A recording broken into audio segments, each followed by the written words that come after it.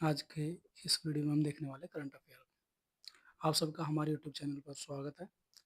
यदि आपने अभी तक हमारे यूट्यूब चैनल को सब्सक्राइब नहीं किया है तो सब्सक्राइब कर लें।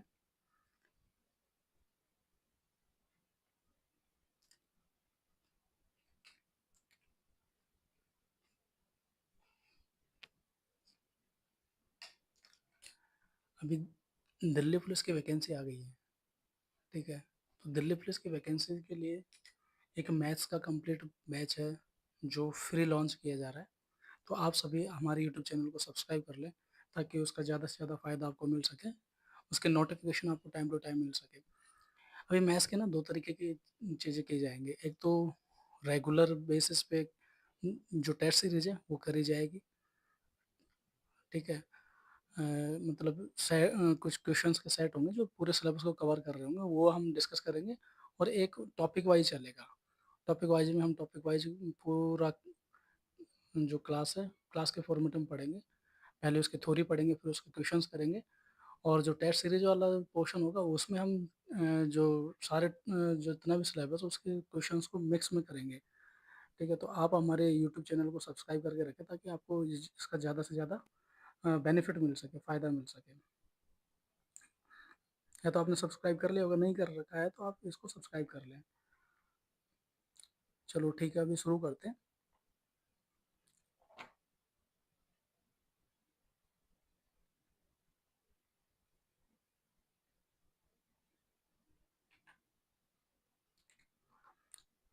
आज की करंट अफेयर की क्लास है, करंट अफेयर समसामयिकी। तो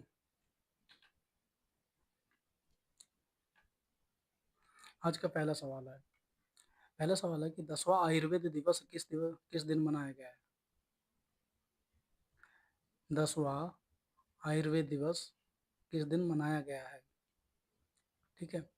ऑप्शन दिए हुए हैं। ऑप्शन है 20 सितंबर को, 21 सितंबर को, 22 सितंबर को या 23 सितंबर को। इसका सही आंसर क्या होगा? इसका सही आंसर होगा 23 सितंबर को। आयुष मंत्रालय ने, किसने मनाया है? आयुष मंत्रालय ने 23 सितंबर को, 23 सितंबर 2025 को 10वां आयुर्वेद दिवस मनाया है। ये आयुर्वेद दिवस क्यों मनाया गया है? ये आयुर्वेद दिवस है आयुर्वेद के वैश्विक प्रचार प्रसार और उसके आधुनिक महत्व को दर्शाने के लिए मनाया जाता है, ठीक है। अब हम देखें कि पहला आयुर्वेद दिवस कब मनाया गया था। पहला आयुर्वेद दिवस, पहला आयुर्वेद दिवस कब मनाया गया था? कमेंट करके बताइए जल्दी। पहला आयुर्वेद दिवस कब मनाया गया था? 2016 में मनाया गया था, ठीक है। और कब मनाया जाता है? प्रतिवर्ष 23 सितंबर को मनाया जाता है। आयुर्वेद दिवस है हर साल किसकी जयंती पर मनाया जाता है? ये मनाया जाता है धन्वंतरी जी की जयंती पर। धन्वंतरी, धन्वंतरी जयंती पर, धन्वंतरी जयंती पर ये हर साल मनाया जाता है।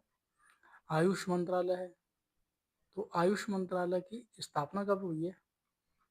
क्योंकि आयुष मंत्रालय है ये खुद 2014 में आई, इसकी स्थापना होती है 2014 में, ठीक है। इसके बाद में 2016 से क्या शुरू होता है? आयुर्वेद दिवस। कब? 23 सितंबर 2000, अभी जो मनाया गया वो तो 23 सितंबर 2025 को मनाया गया, और पहला मनाया गया था 23 सितंबर 2016 को, ठीक है। अब हम देखते हैं अगला सवाल। अगला सवाल हमारा है क्वेश्चन नंबर 2। क्वेश्चन नंबर 2 क्या कह रहा है कि भारत की पहली त्रिसेवा अकादमिक प्रौद्योगिकी संगोष्ठी किस शहर में शुरू हुई है? ऑप्शन देख लीजिए आपके। ऑप्शन है पुणे, चेन्नई, पुणे, चेन्नई, नई दिल्ली या हैदराबाद। सही आंसर क्या होगा? जल्दी जल्दी बताइए। इसका सही आंसर होने वाला है क्या? नई दिल्ली, ठीक है। हम देखते हैं कि जो तीनों सेनाएं हैं ना हमारी, उनका संयुक्त शिक्षण प्रशिक्षण संस्थान, तीनों सेनाओं का संयुक्त प्रशिक्षण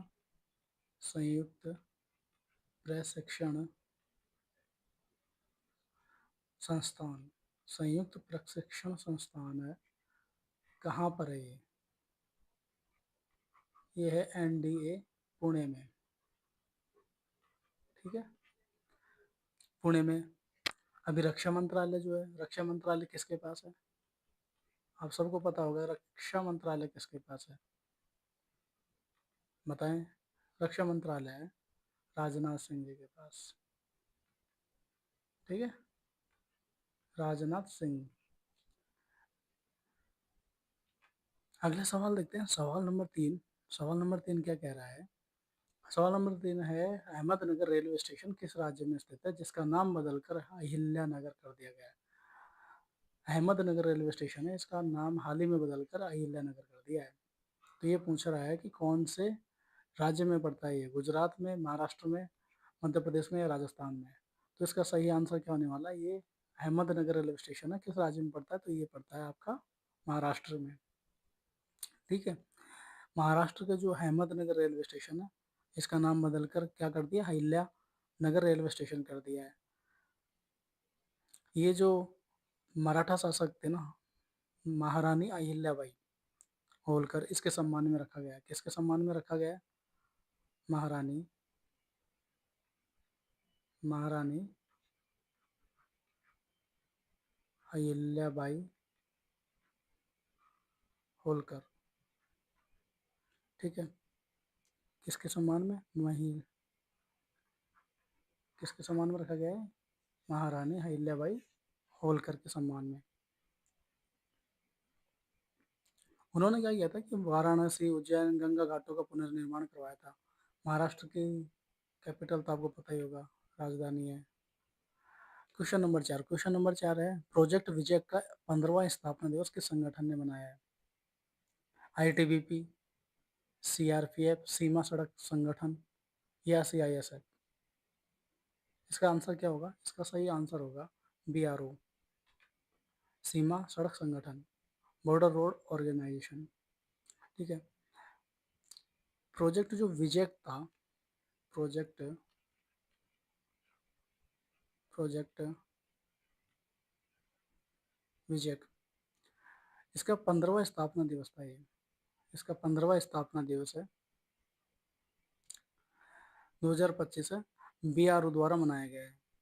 ये जो परियोजना है लद्दाख में सामरिक सड़कों और पुलों के निर्माण के लिए शुरू की गई है। कहाँ पे? लद्दाख में सामरिक सड़कों, सामरिक सड़कों एवं पुलों के निर्माण के लिए, पुलों के निर्माण के लिए, निर्माण के लिए ये शुरू की गई है। थोड़ा सा बीआरओ के बारे में देख लेते हैं। बीआरओ का फुल फॉर्म बता ही दिया, बॉर्डर रोड ऑर्गेनाइजेशन, सीमा सड़क संगठन। इसकी स्थापना कब होती है? इसकी स्थापना होती है 1960 में। ठीक है, बीआरओ का आदर्श वाक्य देख लीजिए। इसका इसका आदर्श वाक्य है, आदर्श वाक्य, इसका आदर्श वाक्य है बीआरओ का,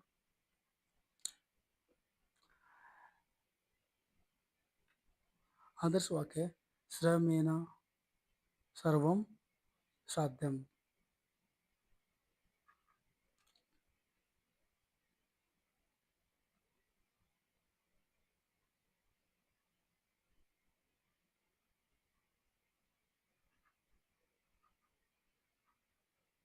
श्रमेण सर्वम साध्यम।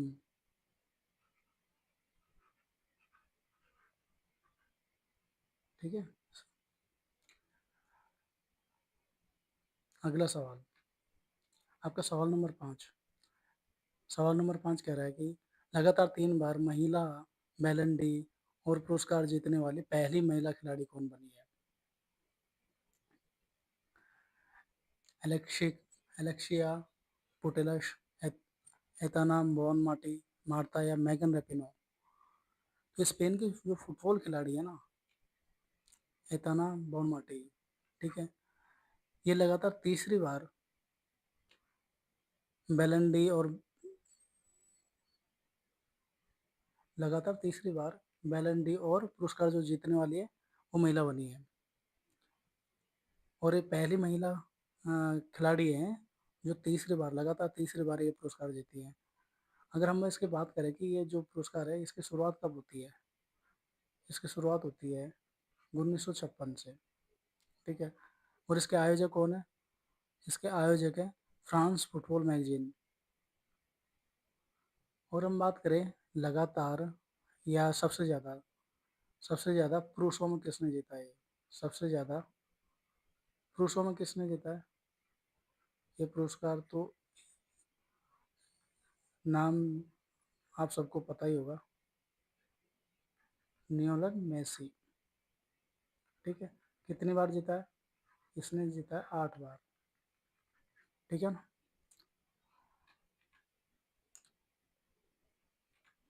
अगला सवाल देखते हैं, सवाल नंबर 6। सवाल नंबर 6 कह रहा है कि रेशम रेशम विकास के लिए सर्वश्रेष्ठ राज्य पुरस्कार किस राज्य को मिला है? रेशम विकास के लिए सर्वश्रेष्ठ राज्य पुरस्कार किस राज्य को मिला है? कर्नाटक, आंध्र प्रदेश, असम या तमिलनाडु? सही आंसर क्या होगा? इसका सही आंसर होगा आंध्र प्रदेश। ठीक है, आंध्र प्रदेश को रेशम विकास के लिए सर्वश्रेष्ठ राज्य का पुरस्कार मिला है। ठीक है, इसका जो प्रदर्शन रहा है उत्कृष्ट रहा है, इसलिए इसको best state award in sericulture development रेशम विकास के लिए सर्वश्रेष्ठ राज्य का पुरस्कार मिला है। दूसरे स्थान पर देखो, भारत जो है ना, भारत रेशम के उत्पादन में,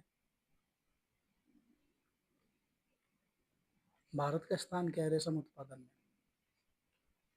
रेशम उत्पादन में रेशम उत्पादन में भारत का स्थान कौन सा है? भारत का सेकंड है। तो पहला किसका है? पहले पे है चीन। ठीक है, भारत रेशम उत्पादन में दूसरे स्थान पर आता है। पहले पे कौन आता है? पहले पे आता है चीन।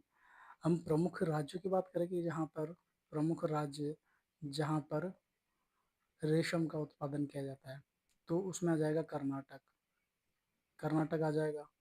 हाँ, आंध्र प्रदेश हो गया, आंध्र प्रदेश, और एक तमिलनाडु। ठीक है, इसका बोर्ड की बात कर रहे हैं कि जो रेशम बोर्ड है, केंद्रीय रेशम बोर्ड,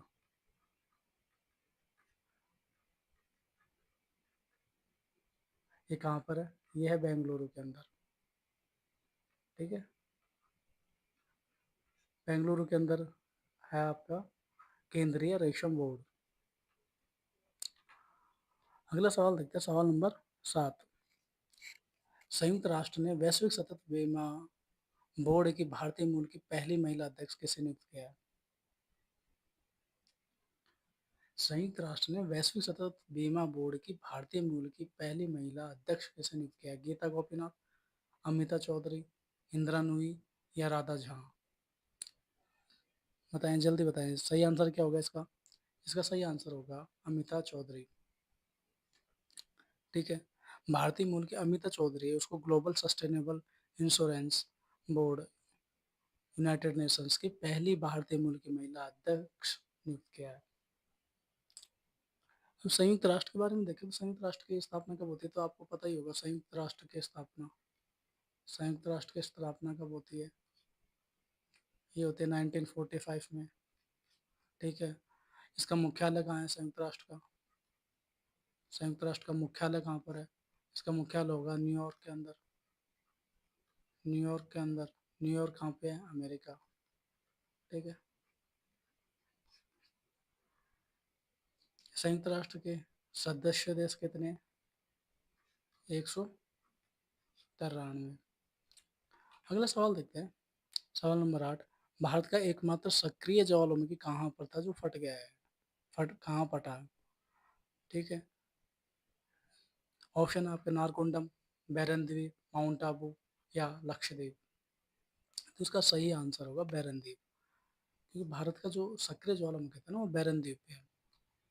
अंडमान और निकोबार आइसलैंड पर स्थित है ये बैरन द्वीप।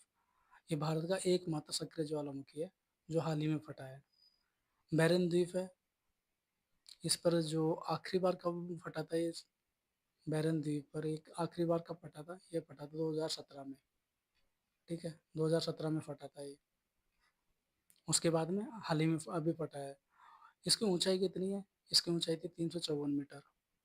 हाइट की बात करें, हाइट थी 354 मीटर। पहला विस्फोट इसमें कब होता है? इसमें पहला विस्फोट कब होता है? पहला विस्फोट पहला विस्फोट कब हुआ? ये होता है 1787 में। ठीक है, अगला सवाल देख लेते हैं, सवाल नंबर 9। सवाल नंबर 9 कह रहा है कि ई गवर्नेंस पर 28वां राष्ट्रीय सम्मेलन किस शहर में हुआ है? 28वां राष्ट्रीय सम्मेलन किस शहर में हुआ है? बेंगलुरु, मुंबई, विशाखापट्टनम या जयपुर? तो पहला, इसमें 28वां पूछा है कि 28वां राष्ट्र कहाँ पे हुआ है, तो वो आपका विशाखापट्टनम के अंदर। हम देखते हैं कि पहला ई गवर्नेंस जो सम्मेलन है वो कब हुआ? पहला कब हुआ? वो हुआ 1997 में। पहला ई गवर्नेंस जो सम्मेलन था वो कब हुआ था? 1997 में। और जो एक मिशन वो लॉन्च हुआ था कि डिजिटल इंडिया, क्या डिजिटल इंडिया, डिजिटल इंडिया जो लॉन्च हुआ था ये कब हुआ था? ये लॉन्च हुआ था 2015 में। ठीक है, डिजिटल इंडिया मिशन जो था 2015 में लॉन्च हुआ था, ये याद रखिएगा। क्योंकि जो पुरानी योजना है ना उनमें से सवाल पूछ लिए जाते हैं। हम अभी की योजनाएं पढ़ पढ़ के हो जाते हैं और सवाल आ जाता है पुरानी वालों से। तो ये चीज़ें हैं, आप ध्यान रखते चलिएगा। जो भी 2-3 फैक्ट्स पुराने वाले जो बताते जाते हैं उनको आप ध्यान रखते चलें, क्योंकि वो क्वेश्चन में कभी कभार मेन एग्जाम में पूछ ले जाते हैं। अभी सवाल नंबर 10 देख लेते हैं अपन। अजरबैजान ग्रैंड प्रिक्स 2025 का खिताब किसने जीता है? Lewis Hamilton, Charles Leclerc, max Verstappen या सर्जियो पेरेज? तो इसका सही आंसर होगा मैक्स वेरस्टेपन। ठीक है, ये जो है मैक्स वेरस्टेपन है, ये है ना, ये है टीम रेड बुल टीम के ड्राइवर हैं ये। ठीक है, इन्होंने जीता है अजरबैजान ग्रैंड प्रिक्स 2025 का खिताब जीता है। अगर हम बात करें इसके कि ये खिलाड़ी कहाँ से बिलोंग करते हैं, तो ये खिलाड़ी बिलोंग करते हैं नीदरलैंड से। ये खिलाड़ी कहाँ से बिलोंग करते हैं? नीदरलैंड से बिलोंग करते हैं। अब तक इन्होंने 3 बार इन्होंने वर्ल्ड चैंपियन जीता है। कब कब? 2021, 2022 और 2023। ठीक है, अगला सवाल देखते हैं। इसमें एक चीज़ और देख लेते हैं अपन की, जो F1 वर्ल्ड चैंपियनशिप है ना, वर्ल्ड चैंपियनशिप, इसकी शुरुआत कब होती है? इसकी शुरुआत होती है 1950 से। ठीक है, अगला सवाल है सवाल नंबर 11। कौन सा देश अमेरिका द्वारा H1B वीजा पर कार्रवाई के बाद वैश्विक प्रतिभाओं को आकर्षित करने के लिए के वीजा शुरू करेगा? जापान, वो होगा बी, चाइना। अमेरिका ने अभी हाल ही में क्या किया ना कि H1 वीजाओं पर रोक लगाने के लिए उन्होंने एक फीस निर्धारित कर दी है, और वह $1 लाख। ठीक है, पहले इसको स्पेसिफाई नहीं किया था, बाद में इसको स्पेसिफाई कर दिया कि ये वन टाइम फीस होगी, कि अगर किसी कंपनी को बाहर के जो वर्कर है उनको अगर बुलाना है तो उसको ये फीस पे करनी होगी, और वो वन टाइम होगी, यूएस गवर्नमेंट के पास जाएगी। ठीक है, तो इसके एवज में इस पे कार्रवाई के बाद में क्या किया कि जो प्रतिभाएं थी उनको आकर्षित करने के लिए के वीजा शुरू कर दिया। किसने? चाइना ने। ठीक है, तो H1 वीजा था ना, ये इसमें क्या होता था कि स्किल्ड जो वर्कर होते थे ना, स्किल्ड वर्कर स्किल्ड वर्कर है उनके लिए, स्किल्ड वर्कर के लिए अमेरिका जो वीजा दिया करता था। ठीक है, अगला सवाल देख लेते हैं।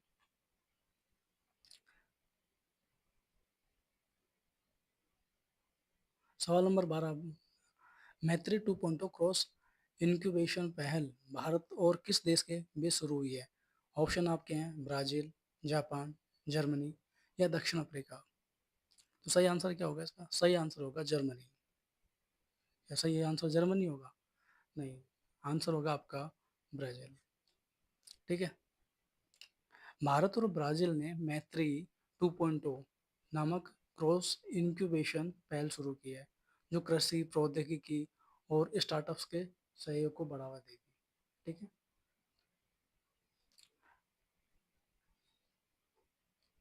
क्रॉस इंक्यूबेशन पहले, इसमें क्या होगा कि कृषि को कृषि के साथ साथ टेक्नोलॉजी को, स्टार्टअप्स को बढ़ावा देगी। हम ब्राज़ील के बारे में देखें, ब्राज़ील का क्या नाम, इसकी राजधानी क्या है, ब्राज़ील की राजधानी क्या है और इसकी मुद्रा क्या है? ब्राज़ील की राजधानी और मुद्रा बताएंगे।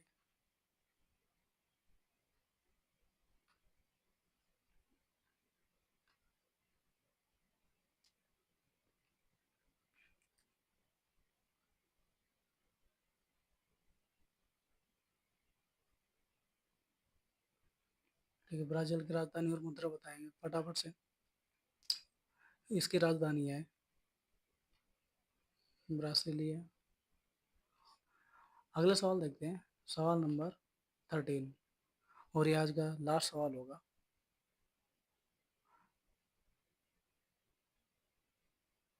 अंतर्राष्ट्रीय सांकेतिक भाषा दिवस किस दिन मनाया जाता है? 20 सितंबर, 21 सितंबर, 22 सितंबर, 23 सितंबर को। तो इसका आंसर क्या होने वाला है? इसका आंसर होगा आपका डी ऑप्शन, 23 सितंबर को। 23 सितंबर को अंतर्राष्ट्रीय सांकेतिक भाषा, international day of sine language मनाया जाता है। इसका उद्देश्य जो बधिर समुदाय के अधिकार और भाषा है उनको बढ़ावा देना है। ये पहली बार कब मनाया गया था? पहली बार कब मनाया गया था ये? पहली बार 2018 में मनाया गया था। पहली बार 2018 में मनाया गया था। आयोजन करने वाली संस्था कौन सी है? World federation of the deaf. आयोजन संस्था, आयोजन संस्था कौन सी है? World federation, world world federation of, इसको हम बोलते हैं WFD। ठीक है, तो इसकी स्थापना कब होती है?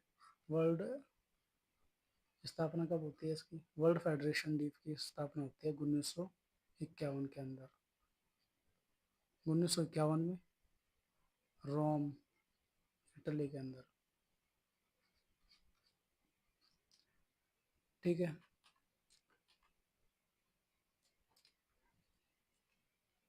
वीडियो देखने के लिए आपका बहुत बहुत धन्यवाद। यदि आपने अभी तक हमारे यूट्यूब चैनल को सब्सक्राइब नहीं किया तो सब्सक्राइब कर लें, सब्सक्राइब टू परीक्षा 247, जिससे कि आपको इस पे अपलोड होने वाले हर वीडियो का नोटिफिकेशन मिल सके।